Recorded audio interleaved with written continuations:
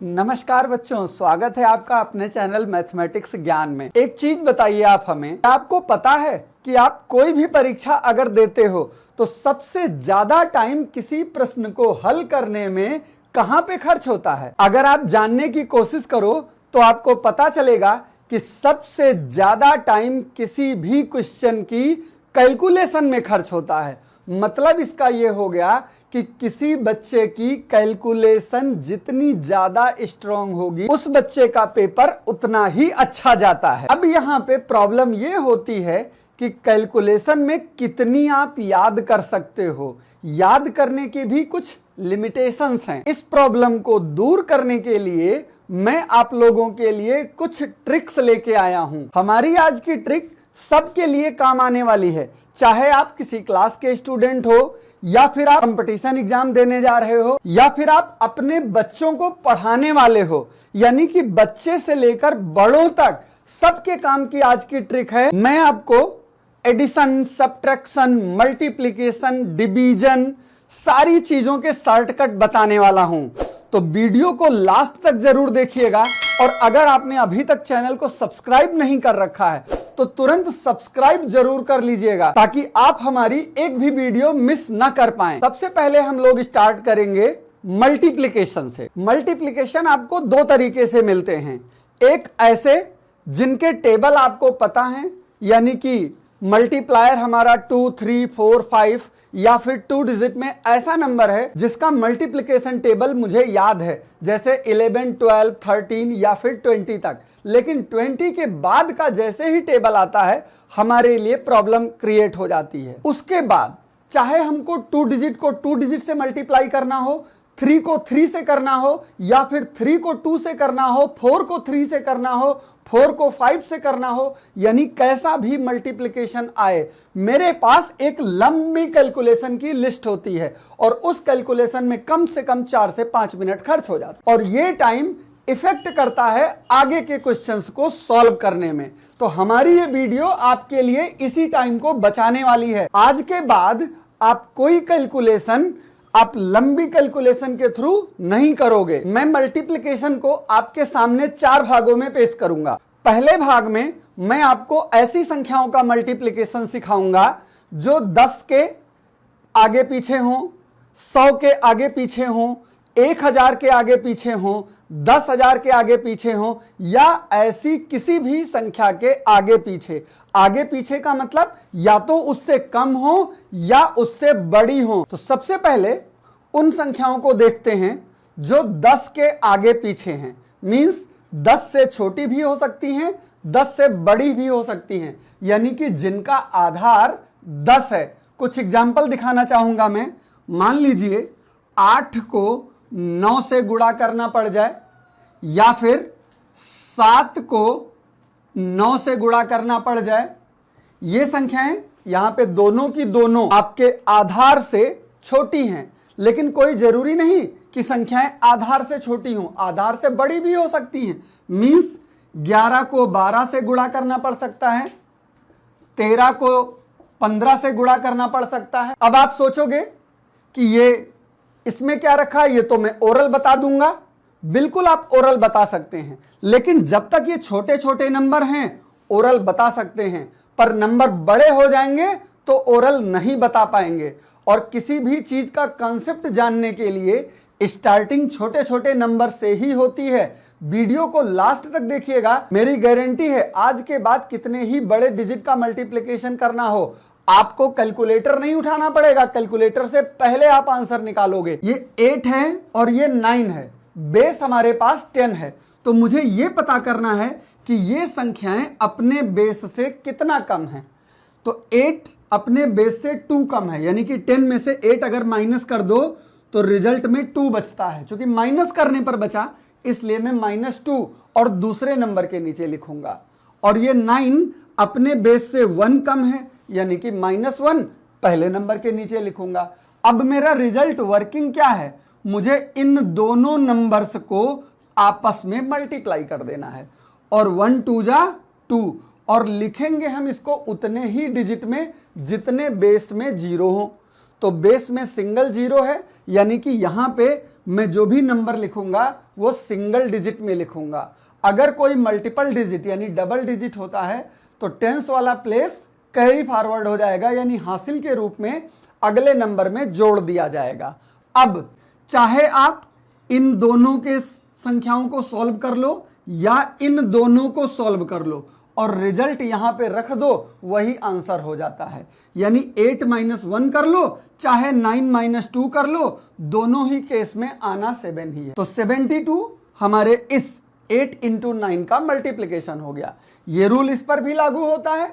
7 अपने बेस से 3 कम है और 9 अपने बेस से 1 कम है। कैलकुलेशन करोगे तो 3 × 1 = 3। अब चाहे इसको सॉल्व करो चाहे इसको सॉल्व करेगा 6, तो हमारा 63 आंसर हो गया। ये तो आपको याद रहे होंगे, लेकिन ये तो नहीं याद होंगे। अब इसमें कैलकुलेट करके देखते हैं। 11 अपने बेस से 1 ज्यादा है तो इसको मैं यहां लिखूंगा, और ये अपने बेस से 2 ज्यादा है, इसको मैं यहां लिखूंगा। रिजल्ट मेरा 2 × 1 = 2। और अब चाहे इधर का पेयर सॉल्व कर दो चाहे इधर का पेयर सॉल्व कर दो, 13। ये हमारा आंसर हो गया। यहां देखिए, ये अपने बेस से 3 ज्यादा है और ये अपने बेस से 5 ज्यादा है। इन दोनों को मल्टीप्लाई करोगे तो 15 आएगा। 15 में 2 डिजिट होते हैं, तो ये जो पहले वाला 1 है ये हमारा कैरी फॉरवर्ड यानी हासिल के रूप में जाएगा। तो अब चाहे इधर का पेयर सॉल्व करो चाहे इधर का पेयर सॉल्व करोगे, ये होगा 18, 15 और 3 18 और 13 और 5 18। तो चाहे जिधर से लोगे सेम नंबर आना है, लेकिन साथ में ये हासिल ऐड हो जाएगा, तो ये 19 यानी कि 195 इसका आंसर हो गया। आप इसी तरीके से और भी 2 डिजिट की संख्याओं पर प्रैक्टिस कर सकते हो। अब सारी संख्याएं 10 के आसपास तो नहीं होंगी, संख्याएं 100 के आसपास भी हो सकती हैं।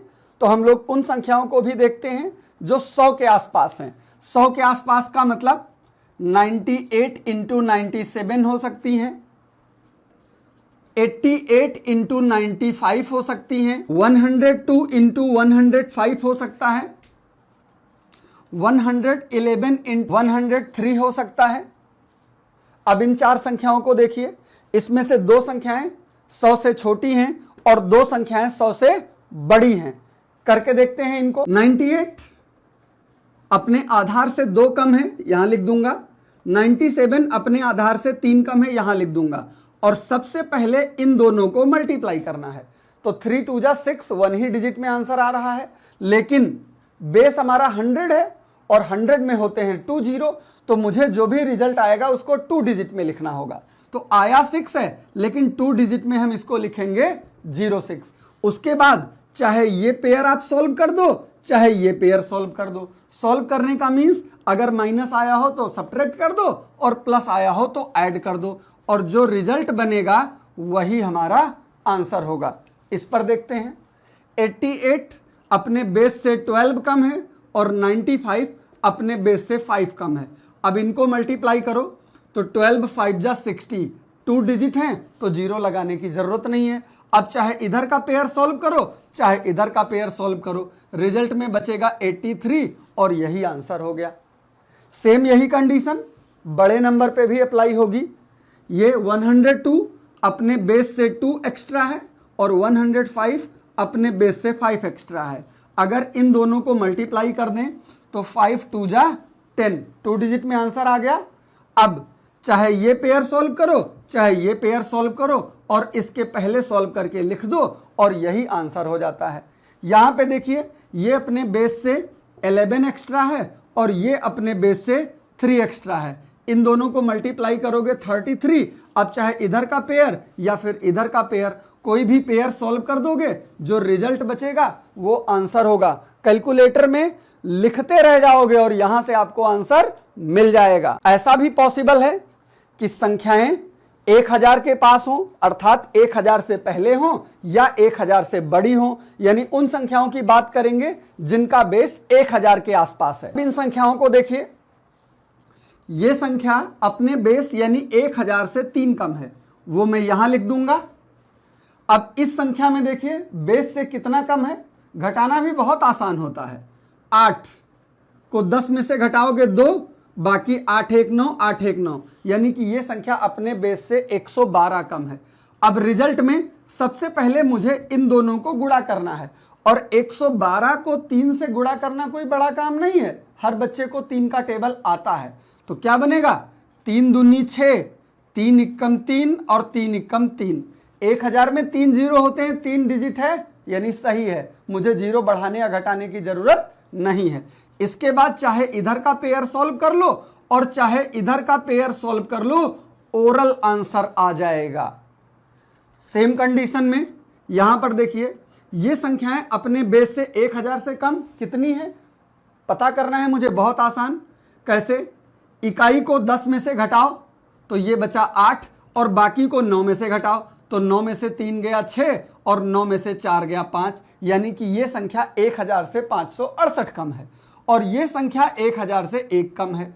तो रिजल्ट क्या आएगा, पहले इन दोनों को गुणा करोगे तो ये 568 ही आएगा, 3 डिजिट में है। फिर चाहे इधर का पेयर सॉल्व कर लो चाहे इधर का पेयर सॉल्व कर लो, जो आपको आसान लगे वो सॉल्व करके आप डायरेक्ट आंसर लिख दो। अगर नंबर 1000 से बड़े हैं तो ये नंबर 1000 से 2 ज्यादा है और ये नंबर 1000 से 32 ज्यादा है। तो आंसर 32 और 2 का गुणा 64 होता है, लेकिन 2 डिजिट हैं तो एक जीरो पूरा करके इसको 3 डिजिट बनाना पड़ेगा। अगर 3 से ज्यादा डिजिट हैं तो कैरी फॉरवर्ड यानी हासिल जाएगा। अब चाहे ये पेयर सॉल्व कर लो चाहे ये पेयर सॉल्व कर लो और डायरेक्ट आपको आंसर मिलेगा। सेम कंडीशन में यहां पर देखिए, ये नंबर अपने आधार से 10 ज्यादा है और ये संख्या अपने बेस यानी 1000 से 1000 इसमें कम करो तो ये 2432 ज्यादा है। अब इसके बाद हमें इन दोनों को मल्टीप्लाई करना है, तो 10 से मल्टीप्लाई करना कोई बहुत बड़ा काम नहीं है, सिर्फ इसके बगल में एक जीरो आ जाएगा। तो 320 यानी कि 3 डिजिट तो सीधे सीधे लिख लो और जो ये 24 बचा ये हमारा कैरी फॉरवर्ड होगा। अब चाहे इधर का पेयर सॉल्व करो या फिर इधर का पेयर सॉल्व करो तो ये बचेगा 3442 और ये कैरी इसी में ऐड कर दो तो फाइनल रिजल्ट बनेगा 320426 यानी कि 3466320। चाहे जितना बड़ा नंबर क्यों ना हो तुरंत आंसर आने वाला है। अब हम लोग कुछ ऐसे नंबर्स की बात करेंगे जिनका बेस 10,000 या फिर 1 लाख या उससे भी ज्यादा है, यानी कि 4 डिजिट 5 डिजिट 6 डिजिट के नंबर्स। ये कुछ संख्याएं हमारे सामने और लिखी हुई हैं, इनको भी देखिए। ये संख्या अपने बेस अर्थात 10,000 से 3 कम है तो यहां पे 3 घटा दो। ये संख्या अपने बेस यानी कि 10,000 से कितना कम है ये पता करने के लिए इसको घटाना है मुझे 10,000 में। तो मैंने तरीका क्या बताया, यहां से स्टार्ट करोगे, इस संख्या को 10 में से, बाकी सबको 9 में से। तो 10 में से 2 घटाया 8, 9 में से 3 घटाया 6, 9 में से 8 घटाया 1 और 9 में से 4 घटाया 5, इतना कम है। अब मुझे इन दोनों नंबर को मल्टीप्लाई करना है। तो अब 3 से मल्टीप्लिकेशन बहुत आसान होता है, लेकिन लिखना 10,000 में 4 डिजिट होते हैं, यानी 4 डिजिट में लिखना है। तो 3 अट्ठे 24 का 4 हासिल आए 2, 3 छक 18 और 2 20 का 0 हासिल लगे 2, 3 इक्कम 3 और 2 5 और 3 पचे 15 का 5, 4 डिजिट पूरे हो गए तो 1 हमारा हासिल हो जाएगा। अब चाहे ये पेयर सॉल्व कर लो या ये पेयर सॉल्व कर लो, तो सॉल्व हमेशा ऐसा पेयर किया जाता है जो छोटा हो, यानी 48 32 में से 3 घटाओगे बचेगा 48 29 और 1 हासिल वाला और जोड़ दो तो ये बन गया 48 30 और यही हमारा रिजल्ट हो गया। इस संख्या में देखिए, ये संख्या 1000 के पास है तो ये 1000 से 11 कम है और इस संख्या को अगर 1000 से तुलना करें तो ये 906 कम है। कोई फर्क नहीं पड़ता, प्रोसेस वही है, मुझे इनको मल्टीप्लाई करना है। तो मल्टीप्लाई करने के लिए 11 का टेबल सबको पता है, 11 6 जा 66 और 11 9 जा 99 का 1 9 लिखो और 1 9 कैरी फॉरवर्ड हो जाएगा। क्यों? क्योंकि 1000 में 3 जीरो होते हैं, यानी कि मुझे आंसर 3 डिजिट में ही लेना है। उसके बाद चाहे ये पेयर सॉल्व कर लो और चाहे ये पेयर सॉल्व कर लो। मैंने आपसे कहा जो पेयर छोटा हो उसको सॉल्व करेंगे। तो 94 में से 11 जब घटाओगे तो ये बचेगा इधर 3 और इधर 8, 83 और हासिल का 9 उसमें जोड़ दोगे तो ये बच जाएगा 92 और यही हमारा 92966 आंसर हो जाता है। इस क्वेश्चन को देखिए, ये संख्या 10,000 के पास है, तो 10,000 से जब इसको कम करोगे तो इसमें 12 की कमी है। अब 10,000 में से जब इसको माइनस करोगे तो 6 4 10, 8 1 9, 6 3 9 और 9, यानी 9,386 कम है। इसके बाद इन दोनों को मुझे गुणा करना है। अब 12 का टेबल भी लगभग सबको पता होगा। 12 छाक 72 का 2 हासिल लगे 7, 12 अठे 96 और 7 103 का 3 हासिल लगे 10, 12 तियां 36 और 10 46 के 6 हासिल लगे 4, 12 नवा 108 और 4 112 का 2 हासिल लगे 11, क्योंकि 10,000 बेस था, डिजिट हमारे पास 4 हुए। अब चाहे ये पेयर सॉल्व कर लो, चाहे ये पेयर सॉल्व कर लो और हासिल उसी में जोड़ दो। तो यहां पे बचेगा 206, 602 बचेगा और 602 में से 11 अगर जुड़ जाएगा तो 613, और ये हमारा आंसर हो गया। इस मेथड से एक समस्या आपकी और सॉल्व हो जाएगी। क्या? 3 डिजिट को 2 डिजिट से, 4 डिजिट को 3 डिजिट से, ऐसी प्रॉब्लम भी अक्सर बच्चे पूछा करते हैं। तो इतने एग्जाम्पल में आपने ये जरूर सीख लिया होगा कि कोई भी नंबर अपने बेस से चाहे कम हो चाहे ज्यादा, बहुत आसानी से उसका मल्टीप्लिकेशन किया जा सकता है। आपके दिमाग में यहां पे एक क्वेश्चन जरूर अराइज हो रहा होगा कि जो बेस के आसपास हैं उनको तो मैं ऐसे कर ले रहा हूं, लेकिन जो संख्याएं बेस से बहुत ज्यादा दूर हैं उनके लिए अगली वीडियो आपको बहुत जल्दी मिलेगी, उसका आपको वेट करना पड़ेगा। लेकिन कुछ संख्याएं ऐसी भी हो सकती हैं जो बेस के आसपास तो हो, बट उसमें से कोई संख्या बेस से कम हो जाए और कोई संख्या बेस से बड़ी हो जाए। तो ऐसी संख्याओं को भी देख लेते हैं। कुछ संख्याएं हमारे पास लिखी हैं जिनमें से एक संख्या अपने बेस से कम है और एक संख्या अपने बेस से ज्यादा है। ऐसे केस में देखिए क्या करना होता है। ये 12 और 9 10 के पास है, यानी इनका आधार 10 हुआ, तो 12 10 से 2 बड़ी है तो यहां पे +2, और 9 10 से 1 छोटी है तो यहां पे -1। अब अभी तक हम क्या करते थे, पहले इन दोनों को गुणा करते थे, लेकिन अब मैं इन दोनों को गुणा नहीं करूंगा। पहले मैं इसमें से किसी एक पेयर को सॉल्व करूंगा, चाहे इधर का चाहे इधर का।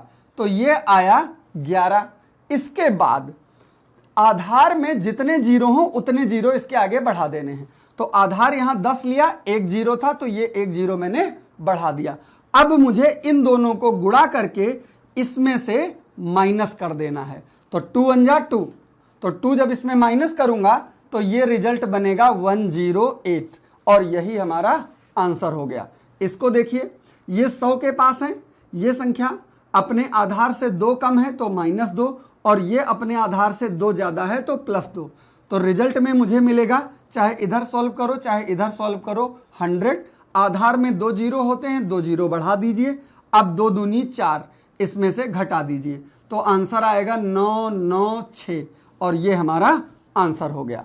यहां पे देखिए, ये अपने आधार से 33 ज्यादा है और ये अपने आधार से 3 कम है। एक पेयर किसी भी तरफ का सॉल्व करो तो यहां पे बचेगा 1030। इसके आधार में 3 डिजिट हैं, 3 जीरो बढ़ा दो। अब इन दोनों को मल्टीप्लाई करके इसमें से माइनस कर दो, बचा मेरे पास 0999201, और ये हमारा आंसर हो गया। विदिन 2 सेकेंड आंसर आएगा, चाहे जितनी कॉम्प्लिकेटेड क्वेश्चंस क्यों ना हो। यहां पे देखिए, ये अपने आधार से 1 कम है और ये अपने आधार से 6 ज्यादा है। चाहे इधर सॉल्व करो चाहे इधर सॉल्व करो, 1005। इसके आधार में 4 अंक हैं तो 1 2 3 4 जीरो बढ़ाओ और इन दोनोट को गुणा करके इसमें से माइनस कर दो। बचेगा हमारे पास 4999940001, और ये हमारा आंसर हो गया। तो बड़े से बड़ा नंबर भी चुटकियों में सॉल्व हो जाएगा। अगली वीडियो के लिए थोड़ा सा वेट करना पड़ेगा। आप देखते रहिए मैथमेटिक्स ज्ञान, बहुत जल्दी फिर मुलाकात होगी। तब तक के लिए नमस्कार।